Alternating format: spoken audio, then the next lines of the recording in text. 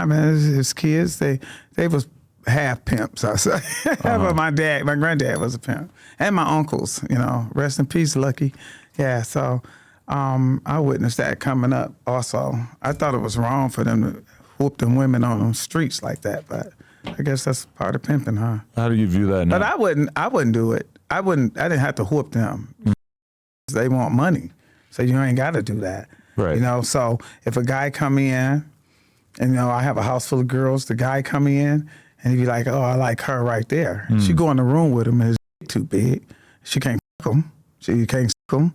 I can't do it if I can't do it. 50, I can't do it. So I call somebody in that can. How often would that happen? Like you really run into gigantic... I mean, yeah, but it was a few that come through that. Only one could handle that is my girl Brenda. She's, rest in peace, that was my best friend. She was a white girl, my best friend, and she tears those down, baby. So to you, that's a real valuable attribute, huh? Yeah, but she taught me a lot. I remember being she was always older than me, and she was a dancer. She was a dancer, stripper, real pretty. She... blue eyes, dance on her toes. She's always, because she did modern dance coming up. She came from a good family. Did modern dance, always dance on toes. So every time I have a baby shower, she would do the baby shower, because I had unisex baby showers at the time. Okay. Men and women come. So I had the entertainment for the men. So she would dance for the men at my baby showers. An adult baby shower, I never even thought of that. Yeah, she would dance for the guys. And she was very, very pretty. Brenda was my best friend.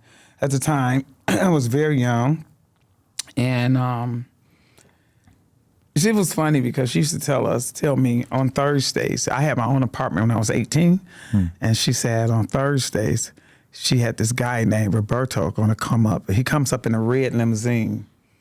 So we go out there, and I'm like, what are we going to do? She was like, you're going to get $1,500. All you got to do is do this in his face. And I would take my shirt off and do it. And she give him head.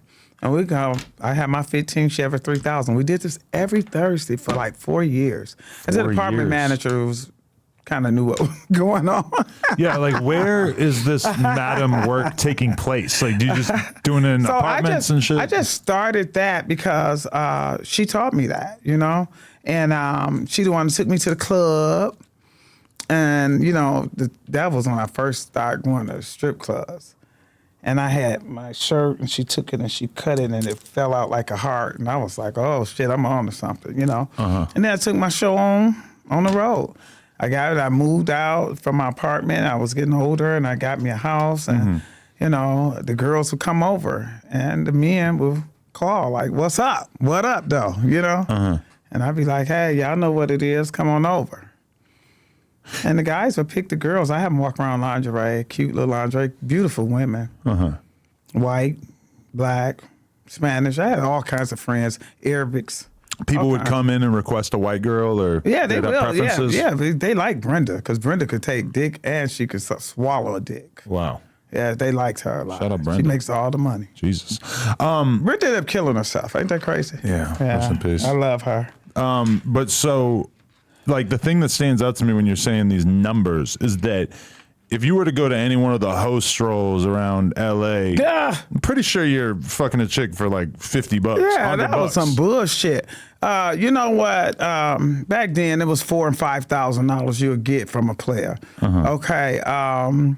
Even the ones with the funky ass feet, you know what I'm saying? We had a nigga that had some funky ass feet. We put his shoes outside, washed his feet in some bleach and water, and this motherfucker still stank. But the bitches still got their money. You know what I'm saying? So nowadays, this $40 and $50, a bitch give head for $10. They get head to ride in the car and smoke a blunt these days. So you don't have to really give a bitch $50. You can give her nothing. Pull up in a nice car and smoke a blunt. So that's the way they doing it now. And I think Plies put the icing on the cake when he said the pussy cost me $100. That was it. Right. The pussy stock went down like this. Or in the words of Pimp C, bitch trying to fuck for $40 in the club. In the you club. fucking up the game bitch, you gets no love. I think that was it. I think that's what it is close. too. Was it Pimp C? Pimp C, yeah. Rest in peace. Yeah, see what I'm saying? They fucked the game up. We can get that big money back then. And we're talking about a time period where the dollar might literally be worth like half of what it's worth now. It would be $10,000. It wasn't worth shit now. We get so much money back then. It was ridiculous. Just selling pussy.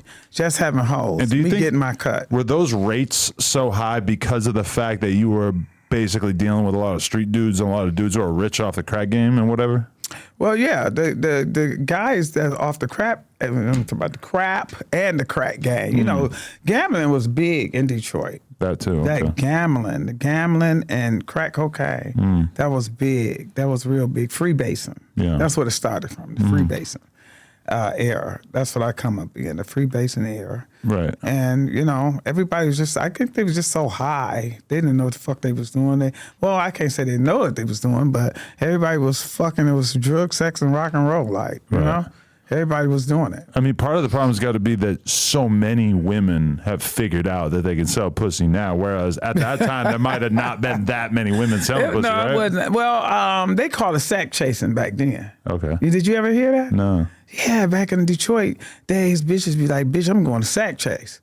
So we knew, bitch, you going to sell some pussy, get this nigga sack. You know what I'm saying? You know, it was times where I would deal with a dude and he had crack house. I would go over there and knock on the door and tell the workers, so-and-so say, give me the money. Well, no, he ain't call us or he ain't beep us, you know, the phone beepers. He ain't beep us and for us to call or nothing. I'm like, just give me the money. So I would go over there and rob my little dude crack house for the money. With no gun, just ask because for they it. give it to me. Wow. Yeah, they gave it to me, you know? The crack? I mean, back then you can do that. Now I don't think. You open up a crack house, you're going to get busted. You need rules. They're going to kill your ass. They'll do all kinds of bullshit. Right, yeah. But crime ain't what it used to be, huh? No, it's not. It's not. It's crazy now. You know, everybody want to sell something. I don't know. They selling the fake pills and all the bullshit. You know, that's when I knew it was over with for me. When the heroin came from heroin to fentanyl. I'm like, I don't want to kill nobody.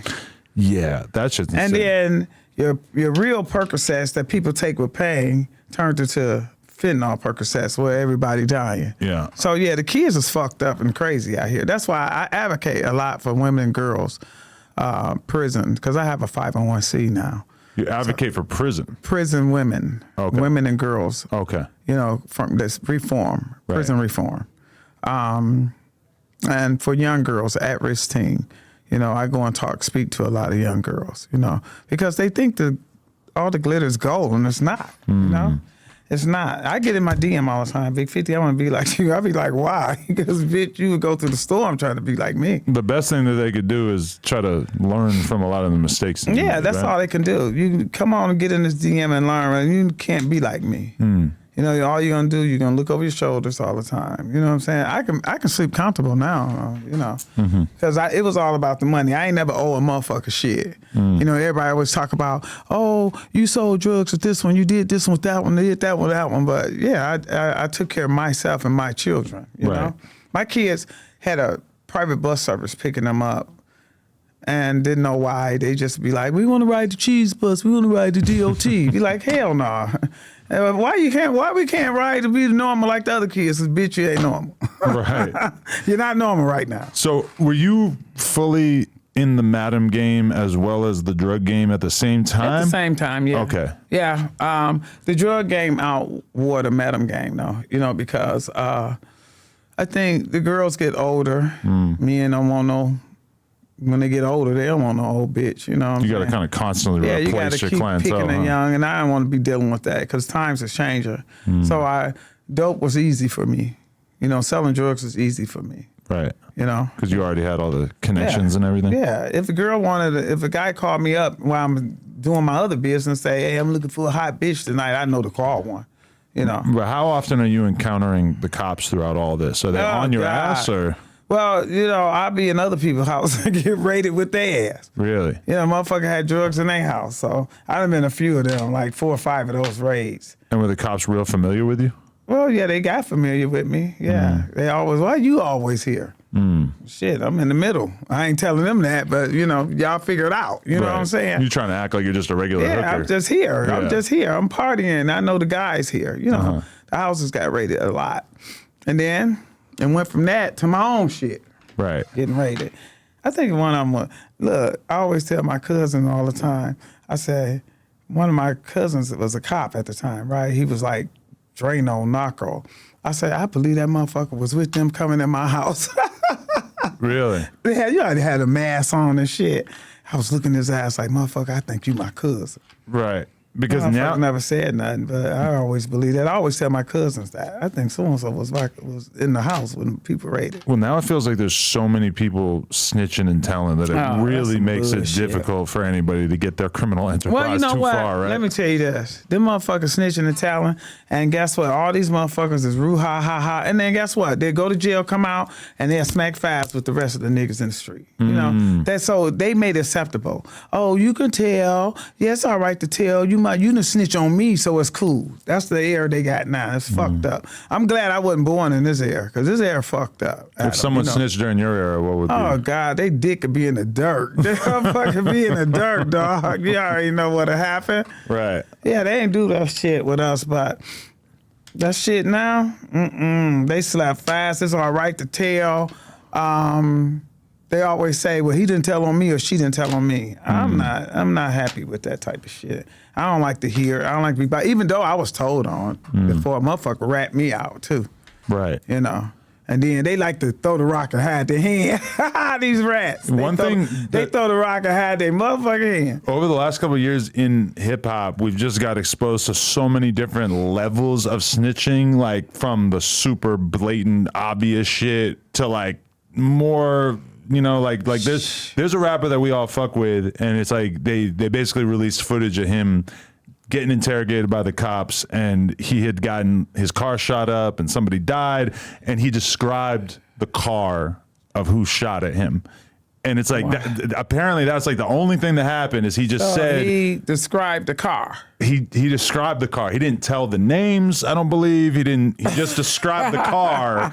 And there's like a whole YouTube world out here of people who are trying to use this to bury him. Well, they will use it because you told the car, so obviously that man might have something special on that car. A motherfucker know that's him. Well, apparently they used the description of the car to prosecute him. This person who actually went to jail. All that's some bullshit. All that's still snitching. Okay. And if you're not going to say nothing, you're not going to say anything. Once the cops ask me my name and I tell them, that's it. Okay.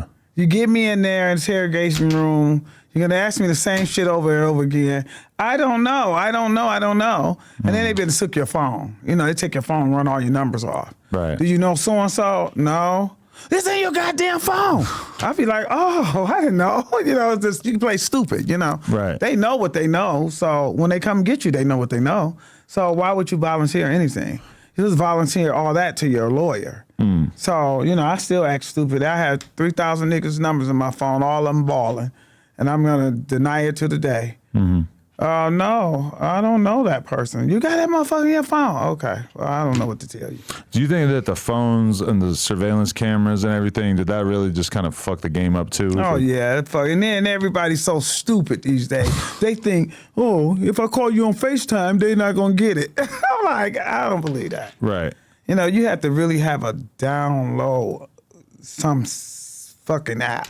Yeah. And there's some out here, they just don't know. I called one off to my daughter the other day. Yeah. And she was like, I ain't never heard of that. Yeah, you probably wouldn't. Yeah, I'm pretty sure. They take FaceTime for everything. If me and you really wanted to establish a criminal enterprise, I'm pretty sure that there's apps and different types of phones and there's a bunch of smart shit that we could do if we wanted to communicate with each other. Yeah. That would allow the cops to seize this phone and still not be able to link me to whoever. Yeah, it's some shit. It would take a lot of work, but it's what you would do if you really didn't want to get caught. Yeah, it's some shit because right now they're gonna catch every fucking thing. I don't know any drug dealers that go to that level and take those precautions. Once in a while, I'll see a dude who I know sells coke, old school, and he'll be pulling out like a burner phone, and I'll be like, oh, he's actually taking this shit a little bit serious, whereas almost everybody I know is not.